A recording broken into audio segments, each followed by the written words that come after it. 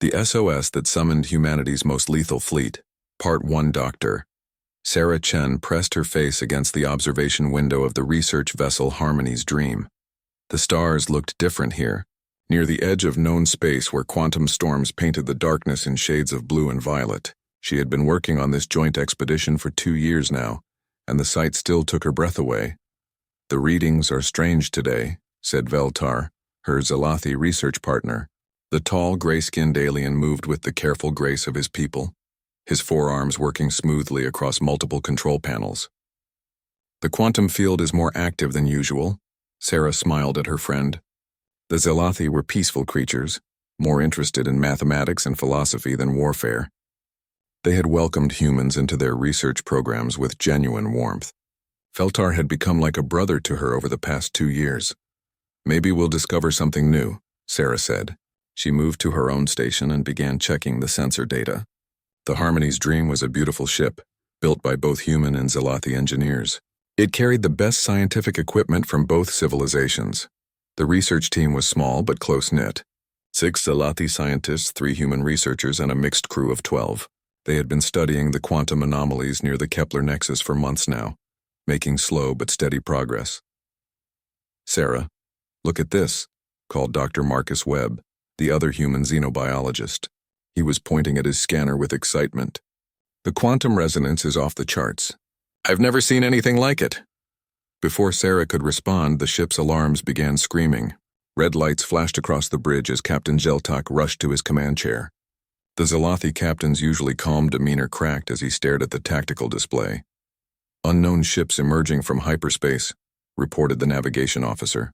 "Multiple contacts. They're big." Sarah felt her stomach drop as she looked at the main screen. 5 massive warships materialized out of the quantum storm, their dark hulls bristling with weapons. She recognized the design immediately from the database files. Korthak raiders. The Korthak were everything the Zalathi were not. Where the Zalathi sought knowledge, the Korthak sought conquest. Where the Zalathi built art, the Korthak built weapons. They viewed other species as either prey or obstacles to be removed. "Incoming transmission," announced the communications officer. The main screen flickered, showing the scarred face of a Korthak commander. His species looked like massive reptiles with thick scales and predator's eyes. When he spoke, his voice was harsh and commanding. "Research vessel, you will surrender immediately. Your ship and crew will be claimed as prizes. Resist and you will be destroyed." Captain Jeltak stepped forward, his thin frame trembling slightly. "This is a peaceful research mission. We have no weapons, no military value. Please leave us be." The Korthak commander laughed, a sound like breaking stone. "Your ship contains valuable technology. Your crew will serve as slaves or food, depending on their usefulness. You have 30 seconds to power down your engines." Sarah grabbed Veltar's arm as the connection ended. "What do we do?" Her friend's large eyes showed fear, but also determination. "We cannot outrun their ships. Our engines are designed for research, not speed." The captain was already giving orders. "All hands prepare for boarding. Hide the most sensitive research data. Emergency Protocol 7. Sarah knew what Protocol 7 meant. If capture seemed certain, destroy anything that could be used as a weapon against their home worlds. She watched as the crew began frantically working at their stations. The first impact shook the ship like a toy. The Korthak weren't bothering with careful capture. Their weapons tore through the Harmony's Dream's shields like paper. Emergency power flickered on as the main generators failed. "Hull breach on Deck 3, called the damage control officer. "Life support failing in sections 4 through 7. Another hit and Sarah was thrown to the floor. When she got back up, she saw Veltar working frantically at the emergency communications panel. His forearms moved with desperate speed. "What are you doing?" she asked. "Sending a distress signal," he replied without looking up. "To Earth, to your people. But Earth is so far away. Even if they get the message, they can't reach us in time." Veltar's eyes met hers for a moment. In them, she saw something that surprised her. Hope. "Sarah, in 2 years of working together, I have learned something about humans. You do not abandon family, and we—" He gestured around the bridge. "We are family now." The ship shuddered again. Through the viewports, Sarah could see Korthak boarding pods approaching like metal sharks. The raiders would be inside the ship within minutes. "I am uploading more than just our coordinates," Veltar continued as he worked. "I am sending our personal logs. The Korthak will learn that we are not just research partners. We are pack bonded, as humans say. When your people see this message, they will understand. The boarding pods attached to the hull with metallic clangs. The sound of cutting tools began echoing through the ship as the raiders burned through the airlock doors. All crew abandon your stations, ordered Captain Geltak. Gather in the main laboratory. We will surrender together. As they moved through the corridors, Sarah helped Veltar carry the communication equipment. He was still transmitting, even as the ship died around them. The message is sent, he finally said, powering down the transmitter. Now we wait. Wait for what? Asked Dr. Webb.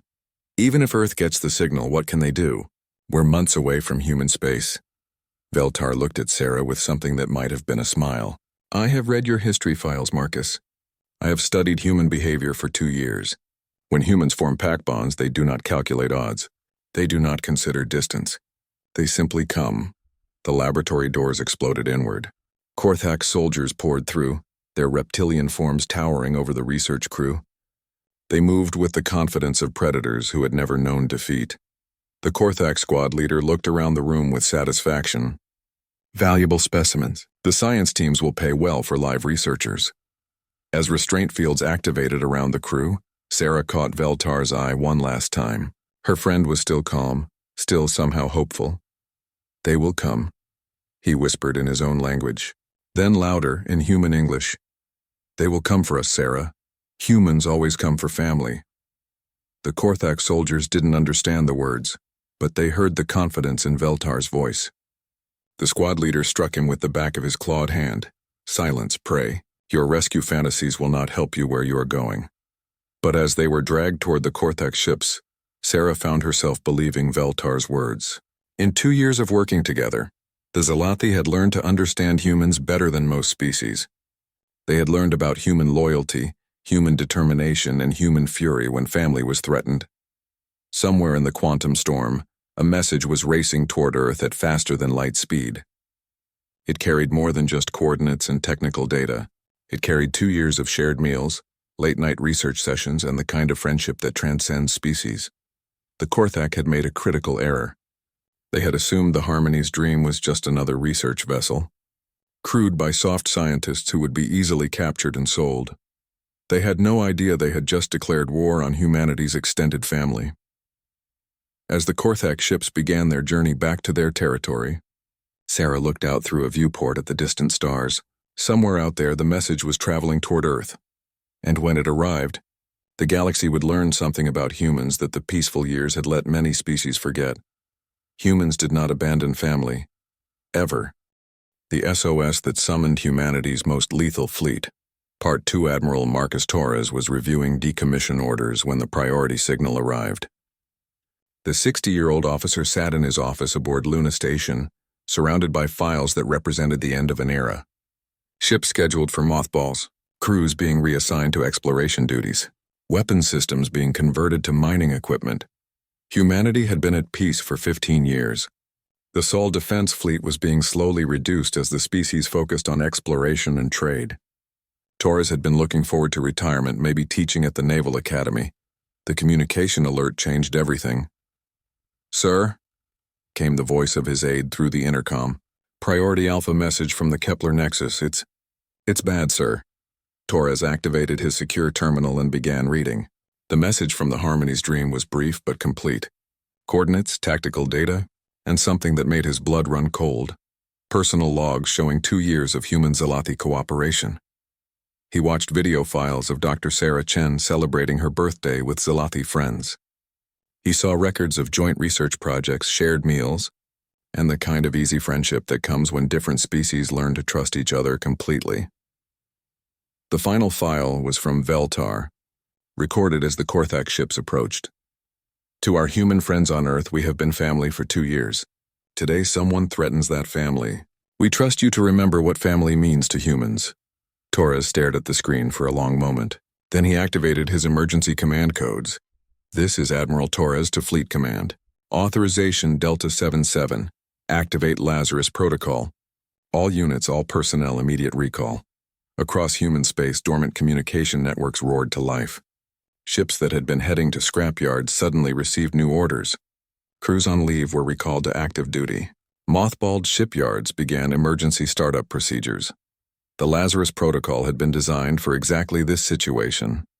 When humanity's extended family was threatened, the peaceful facade would fall away like a discarded mask. Within 6 hours, Torres stood in the primary briefing room of the reactivated dreadnought Nemesis.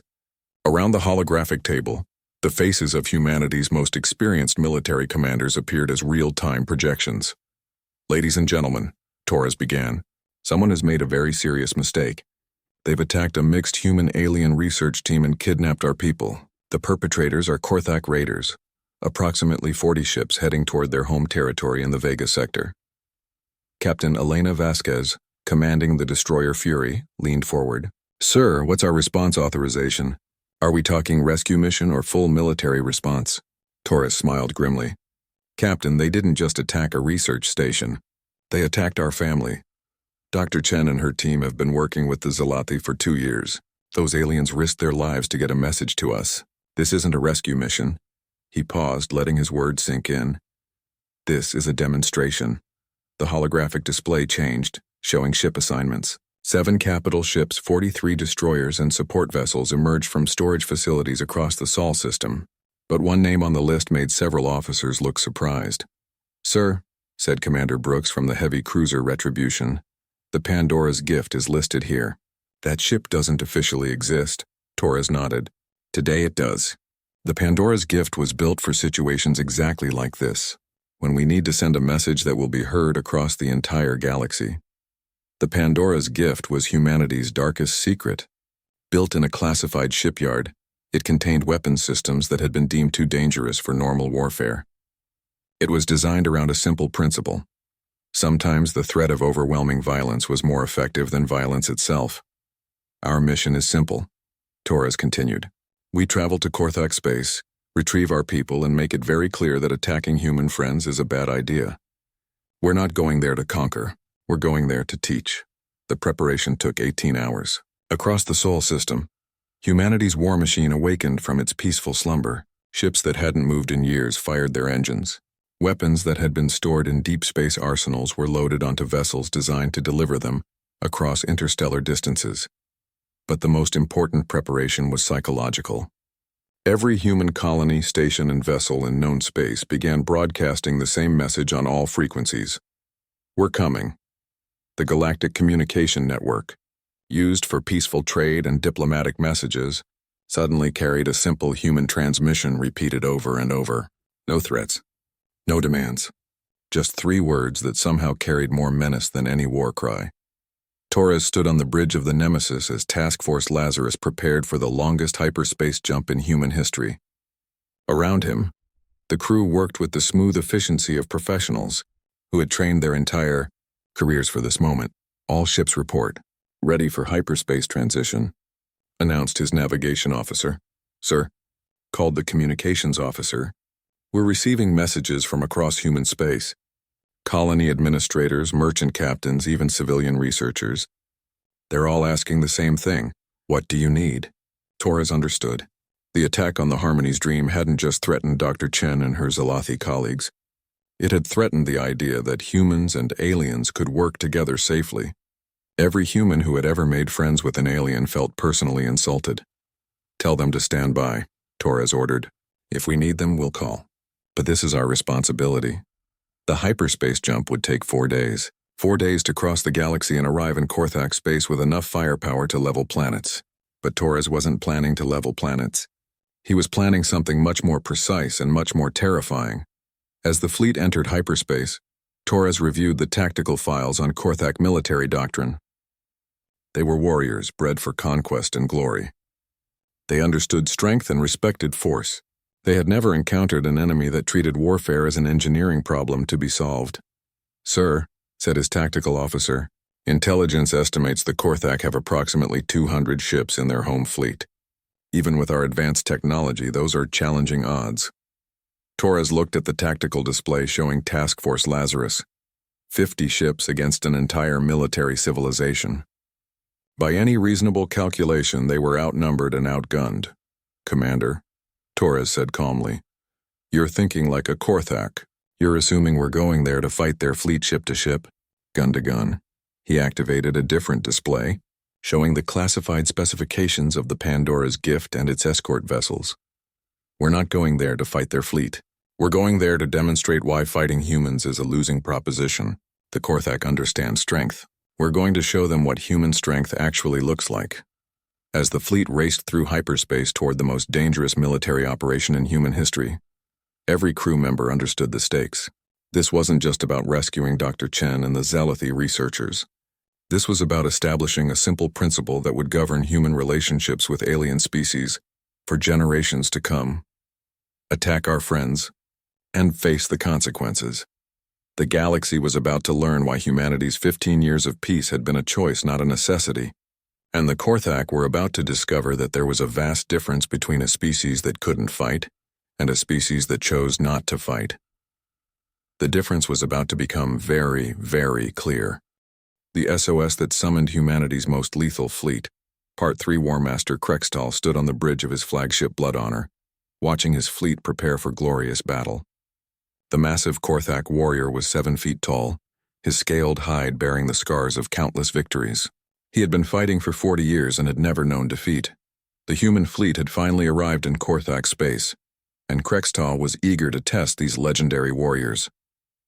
The humans had a reputation for cunning and technology, but the War Master had 200 ships against their 50. The odds favored the strong, as they always did. "Sir," reported his tactical officer, "the human fleet has dropped out of hyperspace at the edge of the system. They're maintaining distance approximately 6 light hours out." Krextal frowned. That was unusual. Most species either attacked immediately or attempted to negotiate. "The humans were doing neither. Are they trying to communicate?" he asked. "No, sir. They're just sitting there. Passive scans only." This was not how Krextal had expected the battle to begin. He had anticipated either a direct assault or pathetic pleas for mercy. The humans were doing something else entirely. They were watching. Admiral Torres stood on the bridge of the Nemesis, studying the tactical display with satisfaction. Task Force Lazarus hung at the edge of the Korthak system like a dark promise, their ships barely visible to enemy sensors. "Phase 1 is complete," announced his intelligence officer. "All Korthak ships have been cataloged and identified. We have complete tactical profiles on their fleet composition." "Excellent," Torres replied. "Begin Phase 2. Launch the Ravens." Across the human fleet, launch bays opened to release small, nearly invisible craft. The Ravens were intelligence-gathering drones, designed to be undetectable by most sensor systems. They would provide real-time surveillance of every Korthak position. "Sir," called the communications officer, "we're intercepting Korthak military transmissions. They're confused by our positioning. They expected either an immediate attack or surrender negotiations." Torres smiled. "They're thinking like warriors.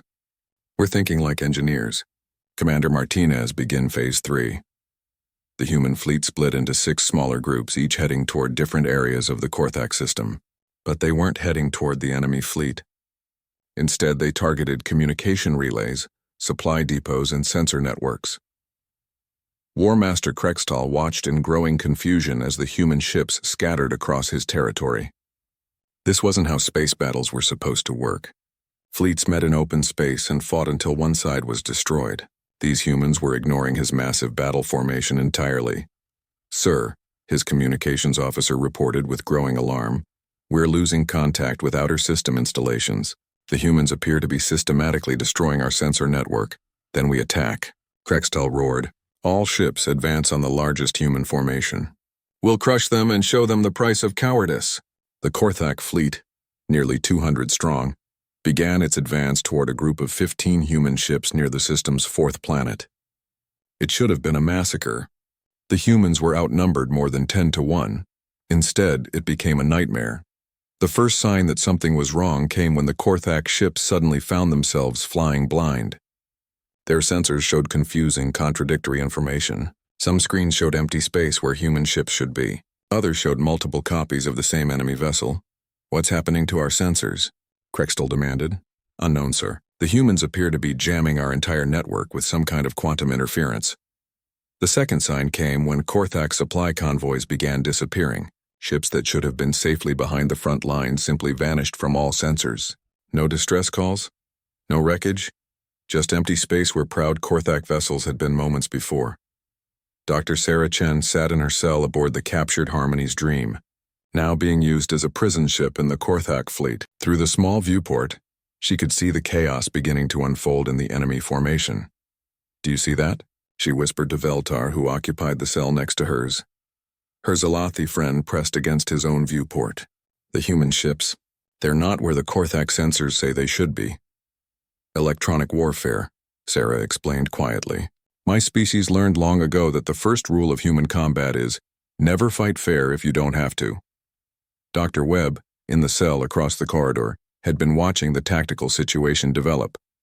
"Look at the pattern," he said softly. "They're not trying to destroy the Korthak fleet. They're trying to isolate it." He was right. While the Korthak fleet chased sensor ghosts and false targets, human forces had been systematically cutting them off from reinforcements, supplies, and communication with their home worlds. The mighty Korthak armada was being turned into a blind, confused mob. War Master Krextal finally understood what was happening when his flagship's tactical display went completely dark. "Sir," his technical officer reported with barely controlled panic, "the humans have compromised our entire computer network. Our ships are receiving false sensor data, incorrect navigation information, and phantom target assignments." "How is this possible?" Krextal roared. "They're not just jamming our systems, sir. They're feeding us lies. Our own computers are being turned against us." This was warfare beyond Krextal's understanding. His species had built their military doctrine around honor, courage, and direct confrontation. They had never faced an enemy that treated battle as a technical problem to be solved rather than a contest of warrior spirits. The third phase of the human attack began when the Pandora's gift finally revealed itself. The mysterious vessel had been hiding in the system's asteroid belt, invisible to all sensors. When it finally activated its systems, every Korthak ship detected it simultaneously. But what they detected made no sense. "Sir," the tactical officer's voice was almost a whisper. "The new human ship. It's showing energy readings that shouldn't be possible." On the main screen, the Pandora's gift looked deceptively small compared to the massive Korthak dreadnoughts. But the energy signatures it was generating suggested weapon systems beyond anything in the known galaxy. Admiral Torres opened a communication channel that reached every Korthak ship simultaneously, cutting through all their jamming and security systems as if they didn't exist. "War Master Krextal," his voice echoed across the Korthak fleet, calm and professional. "This is Admiral Torres of the Human Soul Defense Fleet. We have come to retrieve our people. You will release all prisoners from the research vessel Harmony's Dream immediately." Krextal activated his own communications, his voice filled with the rage of a warrior who had been outmaneuvered. "Human, you face the might of the Korthak Empire. We do not surrender to cowards who hide behind tricks and deception." Torres' response was delivered in the same calm, professional tone. "War Master, you seem to misunderstand the situation. We haven't been hiding. We've been demonstrating. Your fleet is currently surrounded, cut off from all support and flying blind through false sensor data. Your ships are exactly where we want them to be." To prove his point, Torres activated a system that had never been used in actual combat. Across the Korthak fleet, every ship's external lights began flashing in perfect synchronization. The message was clear. "We control your ships more completely than you do." Krextal stared at his flashing external displays in horror. The humans had not only compromised his fleet's weapons and sensors, they had taken control of systems that shouldn't have been accessible to external manipulation. "This is impossible," he whispered. Torres's voice continued across the communication channel. "War Master, your species builds warriors. Our species builds problem solvers. You wanted to fight our fleet ship to ship, gun to gun. Instead, we turned your entire system into our weapon." As if to demonstrate, 3 Korthak supply vessels suddenly appeared on sensors, drifting powerless near the system's outer planets. They had been captured hours ago without firing a shot. "You have 15 minutes to release our people," Torres announced. "After that, we stop being polite." In her cell, Sarah Chen smiled as she heard those words. She had worked alongside humans long enough to understand what "stop being polite" meant in human military terminology. The Korthak were about to learn why humanity had spent 15 years choosing peace. The SOS that summoned humanity's most lethal fleet. Part 4. War Master Krextal stared at the human ultimatum display, his massive claws clenched in fury. 15 minutes to surrender prisoners his fleet had claimed as rightful spoils of war. The demand was an insult to everything the Korthak Empire represented. "Sir," his tactical officer said quietly, "our remaining ships are reporting system failures across the board. Navigation, weapons control, even life support systems are showing intermittent problems." "The humans?" Krextel growled. "Unknown, sir. The malfunctions could be natural, but—" The officer hesitated. "The timing seems deliberate." Krextal looked around his bridge. His crew, warriors who had never known fear, were looking at their control panels with confusion and growing dread. Their own ship was betraying them. "Open a channel to the human admiral," he commanded. Torres' face appeared on the main screen, his expression calm but implacable. Behind him, the bridge of the Nemesis hummed with quiet efficiency. "Admiral Torres," Krextal began, "you ask me to surrender to fewer than 50 ships. My fleet has 200 vessels. Even with your tricks, the numbers favor us." Torres nodded politely. "You're thinking like a warrior, War Master. Let me show you what happens when humans stop thinking like warriors." The main tactical display changed, showing the Korthak system from above. Hundreds of small red dots represented Krextal's fleet, clustered around several larger human formations shown in blue.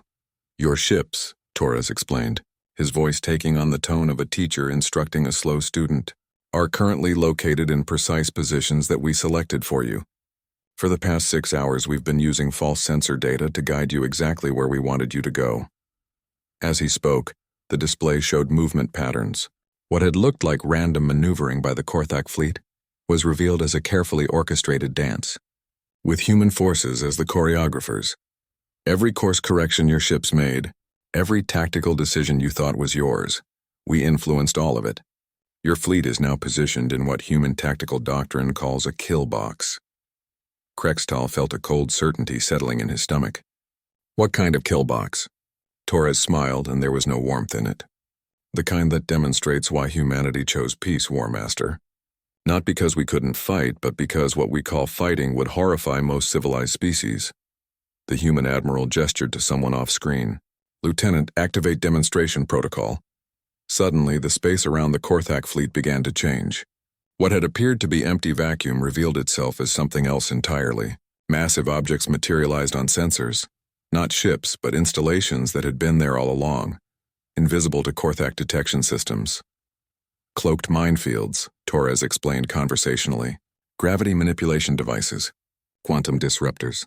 We've been building this trap around your fleet for hours, and your sensors never detected any of it." Dr. Sarah Chen, still imprisoned aboard the captured research vessel, pressed her face against the viewport as space around the Korthak ships began to glow with unnatural energies. She had heard theoretical discussions about some of these weapon systems but had never seen them deployed. "They're reshaping local space-time," she whispered to Veltar. "The humans aren't just using weapons. They're using physics itself as a weapon." The Zalathi researcher's four eyes widened as he watched gravitational fields being artificially manipulated.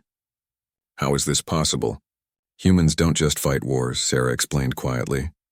"They solve them." On the Korthak flagship, War Master Krextal watched in growing horror as the tactical display showed his fleet's situation. His ships were surrounded by invisible weapons platforms that could apparently manipulate the fundamental forces of the universe. "This violates the laws of civilized warfare," he roared at Torres. The human admiral's expression didn't change. "War Master, you kidnapped our friends and threatened our family. We stopped worrying about civilized warfare the moment your people sent that distress call from the Harmony's dream." Torres paused, and when he continued, his voice carried the weight of absolute certainty. "You have 5 minutes left. After that, we demonstrate what the Pandora's gift was built to do." For the first time in his career, Krextal felt genuine fear. The mysterious human vessel hung in space like a dark omen, its energy reading suggesting weapons that belonged in nightmares rather than actual combat. "What is that ship?" he demanded. "The Pandora's gift," Torres replied, "is what happens when human scientists are asked to design a weapon with no restrictions, no ethical limitations, and no concern for the sensibilities of alien observers. It was built for exactly this situation, when someone threatens humanity's extended family and needs to be taught a lesson that will be remembered for generations." The 5 minutes passed like hours. Krextal found himself staring at the countdown display, his warrior's pride warring with his survival instincts. To surrender would shame his entire species. To continue fighting would likely result in the complete annihilation of his fleet. The countdown reached 0. "I'm sorry you chose this path, War Master," Torres said quietly. The Pandora's gift activated its primary weapon system. What happened next defied everything the Korthak understood about space combat. The human vessel didn't fire energy beams or launch missiles. Instead, it seemed to reach out and touch reality itself. Across the Korthak fleet, ships began experiencing impossible malfunctions. Their own armor started conducting energy in ways that violated physics. Hull plates designed to deflect weapons became conduits for forces that turned the ship's protective systems against them. But the weapons didn't destroy the vessels. Instead, they systematically disabled every ship in the Korthak fleet with surgical precision. Engines failed. Weapon systems shut down. Life support continued working, but everything else simply stopped functioning. In 17 minutes, the entire Korthak battle fleet was reduced to helpless metal shells drifting in space. War Master Krextal stood on his powerless bridge, emergency lighting casting strange shadows across his scaled features. His flagship, the pride of the Korthak Navy, was now little more than an expensive coffin. Torres's voice echoed across the dead fleet through communication systems that somehow still functioned despite everything else being offline. "War Master, your species made one critical error. You assumed we were like you, that we fight for glory, for conquest, for honor. We don't." The human admiral paused, and when he continued, his words carried a weight that seemed to press down on every Korthak warrior listening. "We fight for each other, and we never ever leave family behind." Emergency lights flickered across the disabled Korthak vessels as human boarding parties began their work. But they weren't coming as conquerors. They were coming as rescuers, moving through the powerless ships with medical teams and technical specialists. "Your wounded will be treated," Torres announced. "Your ships will be repaired enough to return home safely. Your crews will be fed and given medical attention, but you will never again mistake human kindness for human weakness." In her cell aboard the research vessel, Sarah Chen heard the sound of cutting tools as human Marines worked to free the prisoners. When the door finally opened, she saw the familiar sight of Sol Defense Force uniforms and felt tears of relief streaming down her face. "Dr. Chen?" asked the Marine sergeant. "Admiral Torres sends his compliments and asks if you're ready to go home." As she was escorted toward the rescue shuttles, Sarah looked back at Veltar, who was being helped by human medics. Her Zalathi friend caught her eye and managed something that might have been a smile. "I told you they would come," he said softly. The rescue was complete within 4 hours. Every human and Zalathi researcher was recovered safely. The Korthak crews were provided with basic repairs and enough supplies to return to their home territories. But the message had been sent, not just to the Korthak, but to every species in the galaxy that might be monitoring the engagement. Humanity's 15 years of peace had been a choice, not a necessity. And threatening their chosen family was a mistake no species would make twice. The SOS that summoned humanity's most lethal fleet, Part 5 6 months after the Korthak incident, Dr. Sarah Chen stood before the Galactic Council on the neutral world of Harmony Prime. The massive assembly hall contained representatives from 47 different species, all gathered to hear humanity's first official address since the rescue of the Harmony's dream. Sarah had been chosen as humanity's first interspecies relations coordinator, a position that didn't exist before the crisis. Now, as she looked out at the diverse gathering of alien dignitaries, she understood the weight of representing her entire species. In the designated observer section, she could see several Korthak representatives. Their former War Master Krextal sat among them. He had been stripped of his military rank but allowed to live as a reminder of what happened when someone sent a distress call that reached human ears. The Zalathi delegation occupied the seats closest to the human section. Veltar was there, fully recovered from his captivity and wearing the ceremonial robes of a senior researcher. He gave Sarah an encouraging gesture with one of his 4 arms. "Honored delegates," Sarah began, her voice carrying clearly through the universal translation system. 6 months ago, a peaceful research mission was attacked by raiders who saw my colleagues and friends as valuable cargo to be sold. She paused, looking directly at the various military representatives scattered throughout the audience. The attackers made a calculation.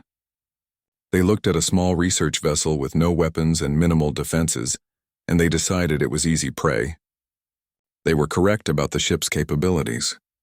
They were completely wrong about what would happen next. Sarah activated a holographic display showing the research vessel, Harmony's dream as it had been before the attack, a beautiful craft designed for science, not war. The Korthak raiders saw a target of opportunity. What they actually attacked was 2 years of shared meals, collaborative research, and the kind of friendship that develops when different species learn to trust each other completely. The display changed, showing video logs from the research mission, human and Zealothi scientists working side by side, celebrating discoveries together, sharing stories about their homeworlds during long shifts. These records were included in the distress signal that reached Earth. They showed that the crew of the Harmony's Dream was not just a collection of scientists from different species working on the same project. They were family.